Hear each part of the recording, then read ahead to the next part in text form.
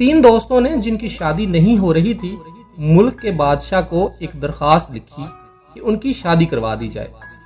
بادشاہ نے تینوں کو بلا لیا اور کہا کہ میں تمہاری شادی کروا دیتا ہوں، لیکن ایک شرط ہوگی، تم لوگوں کو ایک آزمائش سے گزرنا پڑے گا۔ جو کامیاب ہو گیا اس کی شادی ایک خوبصورت لڑکی سے کروا دی جائے گی، اور جو ناکام ہوا اس کی شادی کسی بدصورت لڑکی سے ہوگی۔ تمام لڑکوں نے شرط منظور کر لی۔ انہیں ایک تاریک کمرے میں اکٹھا رکھا گیا جہاں مکمل اندھیرا تھا، اور بتایا گیا کہ یہاں 1 ماہ تک رہنا ہے۔ یہیں سب کچھ کھانا پینا سونا جاگنا ہوگا، اور کمرے میں جگہ جگہ پاپڑ رکھے گئے ہیں، ان سے بچنا ہے۔ ان کا پاؤں کسی بھی پاپڑ پر نہ آنے پائے۔ جس کا پاؤں پاپڑ پر آ گیا اس کی شادی بدصورت لڑکی سے کر دی جائے گی۔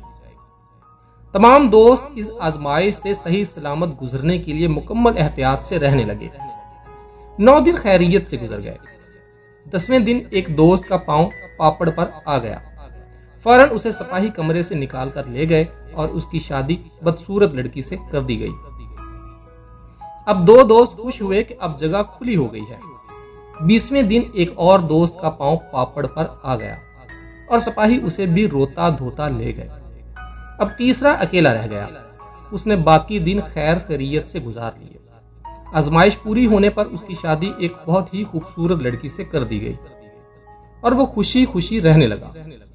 ایک دن اس نے اپنی بیوی سے کہا، تمہیں پتا بھی ہے میں تمہیں حاصل کرنے کے لیے کتنی تکلیف دہ آزمائش سے گزرا ہوں، اور اس کے بعد مکمل تفصیل سمجھائی۔ پھر پوچھا، اچھا تم بتاؤ تم نے مجھے حاصل کرنے کے لیے کیا کیا؟ بیوی نے ٹھنڈی سانس بھری اور کہا، ہم بھی 3 سہیلیاں کمرے میں بند تھیں، پھر ایک دن میرا پاؤں پاپڑ پر آ گیا۔